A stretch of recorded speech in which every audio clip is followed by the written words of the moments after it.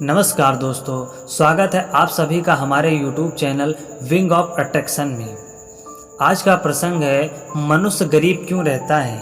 यह बात माता पार्वती को समझाने के लिए भोलेनाथ बने गरीब। प्रिय दोस्तों, आज की यह कहानी बहुत ही ज्ञानवर्धक और प्रेरणादायक है। आप सभी शिव भक्तों से मेरा अनुरोध है कि इस कहानी को पूरा सुने और पूरा मन लगाकर श्रद्धा भक्ति से सुने, क्योंकि दोस्तों कहा गया है कि जहाँ कहीं भी भगवान भोलेनाथ का कथा हो रहा हो या फिर आपके कानों में सुनाई दे तो उस कथा को आधा अधूरा छोड़कर जाने की गलती ना किया करें। अगर आप उस कथा को आधा सुनते हैं, आधे पर छोड़कर चले जाते हैं तो इससे मनुष्य को पाप लगता है। तो इसलिए आप इस कथा को पूरा सुने, महादेव भोलेनाथ की कृपा का पात्र भी बने। भोलेनाथ की कोई भी कथा आपको नेक रास्ते पर चलने की प्रेरणा दे सकती है। तो इससे पहले कि हम इस कहानी को शुरू करें, आप हमारे चैनल को सब्सक्राइब कर लीजिए, लाइक करिए, शेयर करिए और अच्छे अच्छे कमेंट किया करिए। प्रिय दोस्तों, कहानी को शुरू करने के साथ ही हम आपको भगवान शिव का दर्शन कराते हुए इस कहानी को शुरू करते हैं।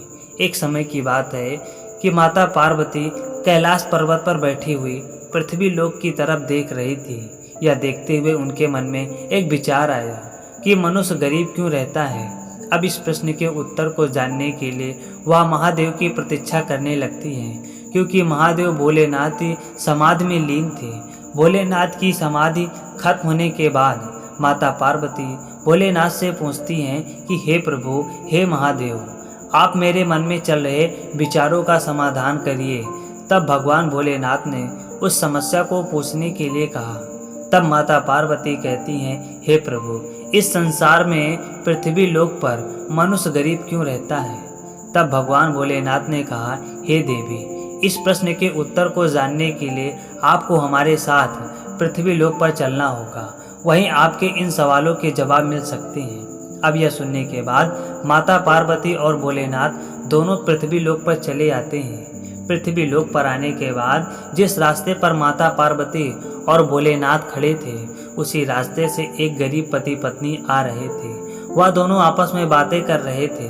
पति कहता है कि न जाने कौन से पाप किए थे कि मुझे यह दिन देखना पड़ रहा है, मुझे यह गरीबी देखनी पड़ रही है और न जाने कब मेरी यह गरीबी खत्म होगी। अब रोज़ हम कमाते हैं तब भी हमारे परिवार का भरण पोषण ठीक से नहीं हो पाता।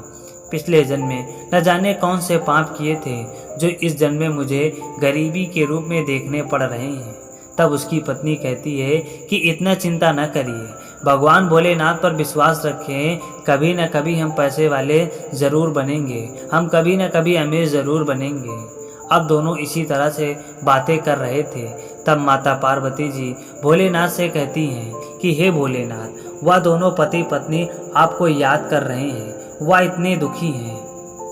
हे भोलेनाथ, आप उनकी समस्या का समाधान करिए। मेरी इच्छा है कि आप उन दोनों को धन प्रदान करें, उनको धनवान बनाएं। तब भोलेनाथ ने कहा, हे देवी, आप बड़ी भोली हैं, उन दोनों के भाग में अभी गरीबी है, वह दोनों अभी अमीर नहीं बन सकते, अभी धनवान नहीं बन सकते। तब माता पार्वती और जिद करने लगती हैं और उनके जिद के आगे भगवान भोलेनाथ को झुकना पड़ता है। उन्होंने कहा, ठीक है देवी, अगर आप इतना जिद कर रही हैं तो मैं एक सोने से भरे थैले को उस रास्ते पर रख देता हूँ। अगर उन पति पत्नी के भाग में धन होगा तो उन्हें वह थैला ज़रूर प्राप्त होगा। अब इतना कहने के बाद भोलेनाथ एक सोने से भरे थैले को उसी रास्ते पर रख देते हैं जिस रास्ते से वह दोनों पति पत्नी आ रहे थे। प्रिय दोस्तों, उसी समय एक अंधा व्यक्ति उसी रास्ते से आ रहा होता है।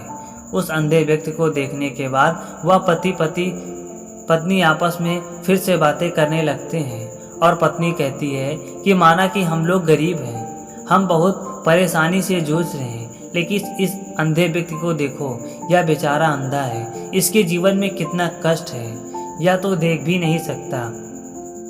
तब उसका पति बोलता है कि हाँ, यह बात तो तुमने ठीक कही, चलो आज हम भी अंधे होने का नाटक करते हैं और एक दूसरे का हाथ पकड़कर रास्ते में चलते हैं और महसूस करते हैं कि अंधा व्यक्ति को कैसा महसूस होता है, कैसे चलते हैं, कैसे फिरते हैं, कैसा उन्हें लगता है। अब दोनों पति पत्नी एक दूसरे का हाथ पकड़कर अपने आंखों को बंद कर लेते हैं और उस रास्ते पर चलने लगते हैं। चलते चलते सामने जो सोने का थैला पड़ा था उसको भी वह पीछे छोड़ जाते हैं। वह थैला उनके पास से ही निकल जाता है, लेकिन वो पति पत्नी आंख बंद करने के कारण वह पति पत्नी उस थैले को देख नहीं पाते। तब महादेव भोलेनाथ माता पार्वती से कहती हैं कि हे देवी, देखा आपने उन दोनों पति पत्नी के नसीब में अभी गरीबी है। वह अभी गरीब ही रहने वाले हैं, इसलिए उन्हें रखा हुआ धन भी प्राप्त नहीं हो सका। इसके बाद भोलेनाथ के इन वचनों को सुनकर माता पार्वती जी सहमत होती हैं। फिर भोलेनाथ ने कहा, हे देवी, अभी आपके और भी सवालों के जवाब मुझे देने हैं, तो इसके लिए हमें इस पृथ्वी लोक पर निवास करना होगा, कुछ दिन यहाँ रहना होगा। अब यह कहने के बाद माता पार्वती और भोलेनाथ एक साधारण मनुष्य का रूप धारण कर लेते हैं। गांव के पास ही अपना डेरा जमा लेते हैं। तब महादेव ने कहा, हे देवी, अब हम मनुष्य की तरह रहने वाले हैं, तो मनुष्य की तरह भी हमें भोजन पानी हर चीज़ की व्यवस्था करनी होगी। तो देवी, आप चूल्हा बनाइए और मैं बाजार से कुछ खाने के लिए सामग्री लेकर आता हूँ, जिसे पकाकर खाया जाएगा। अब भोलेनाथ बाजार चले जाते हैं और माता पार्वती चूल्हे बनाने में लग जाते हैं। तब उनके मन में विचार आता है कि चूल्हे को बनाने के लिए ईंटों की ज़रूरत होगी। अब ईंट खोजने के लिए माता पार्वती अपनी झोपड़ी से बाहर निकलती हैं और कुछ दूर जाने के बाद उन्हें एक टूटा फूटा घर दिखाई देता है। माता पार्वती ने सोचा कि यह घर तो टूटा फूटा है, चलो इसी में से 5-6 ईंटें ले लेते हैं। अब माता पार्वती 5-6 ईंटें लेने के बाद अपने झोपड़ी में चली आती हैं और उन ईंटों से चूल्हा बनाती हैं और भोलेनाथ का प्रतीक्षा करने लगती है। जब भोलेनाथ वापस आते हैं तो माता पार्वती ने उनसे कहा कि हे प्रभु, देखिए मैंने कितना सुंदर चूल्हा बनाया है। आप बाजार गए थे लेकिन सामग्री नहीं लाए। तब भोलेनाथ ने कहा, हे देवी, अब सामग्री की कोई आवश्यकता नहीं, अब आपके सवालों के जवाब मिलने वाले हैं। हे देवी, आप चूल्हा बनाने के लिए ईंट कहाँ से लाए? तब माता पार्वती ने कहा कि प्रभु, पास में एक टूटा फूटा घर है, मैं उसी घर में से ईंटें को लेकर आई हूँ। महादेव ने पूछा, टूटा फूटा घर ही क्यों? आप किसी अच्छे और सुंदर घर से भी ईंट को ला सकते थे। तब माता पार्वती ने कहा, मैंने देखा वह घर बहुत सुंदर है और उन घरों की रख रखाव बहुत सुंदरता से की गई है, इसलिए वह घर इतना सुंदर और मजबूत था। मेरा मन ही नहीं हुआ कि उन घरों को बिगाड़ कर वहाँ से ईंटें लाऊं, तो इसलिए मैंने उस टूटे फूटे घर में से ईंटें लेकर आई हूँ। तब भगवान भोलेनाथ ने कहा, आपके सवालों का उत्तर तो यही है। इसके बाद भी माता पार्वती नहीं समझ पाई, तो भोलेनाथ ने समझाया और कहा, देवी, इस प्रकार मनुष्य भी अपने जीवन में अच्छे कर्मों द्वारा पुण्य को अर्जित करता है। उसी पुण्य के कारण वह जीवन में अमीर होता है। जो व्यक्ति अपने जीवन का महत्व समझता है, वह व्यक्ति अपने जीवन में धर्म कर्म पूर्ण दान करता है, भलाई का कार्य करता है, परोपकार करता है। वह व्यक्ति एक तरह से पुण्य अर्जित करता है और उस पुण्य के कारण ही वह धनवान होता है, चाहे वह पुण्य उसके अगले जन्म का हो या फिर इस जन्म का, लेकिन उसे मिलता जरूर है। जो व्यक्ति अपने जीवन रूपी घर का रख रखाव नहीं करता, यानी का वह पुण्य नहीं करता, वह दान दक्षिणा परोपकार नहीं करता, पूजा पाठ नहीं करता, वह व्यक्ति हमेशा दुखी रहता है और गरीब रहता है, क्योंकि उसने कोई पुण्य अर्जित ही नहीं किया। इसी कारण वह गरीब है। अभी आपने एक अंधे व्यक्ति को देखा, तो हे देवी, वह अंधा व्यक्ति अपने पिछले जन्म में किसी अन्य दूसरे व्यक्ति की आंखों को जानबूझकर फोड़ दिया था, उसे अंधा कर दिया था, इसी कारण वह अंधा है। लेकिन उसने कुछ पुण्य के काम भी किए थे, जिसके कारण वह आज अमीर है। हे पार्वती, वह दोनों जो गरीब पति पत्नी थे, वह भी पिछले जन्म में एक अमीर सेठ सेठानी थे। वह गरीबों पर अत्याचार करते थे, कोई दान धर्म का काम नहीं करते थे, पूजा पाठ नहीं करते थे, लोगों को सताया करते थे। इसी कारण आज वह इस जन्म में गरीब हैं और गरीब की तरह अपना जीवन यापन कर रहे हैं। उसी तरह वह कष्ट भी भोग रहे हैं, जिस तरह उन्होंने पिछले जन्म में लोगों को दिया था।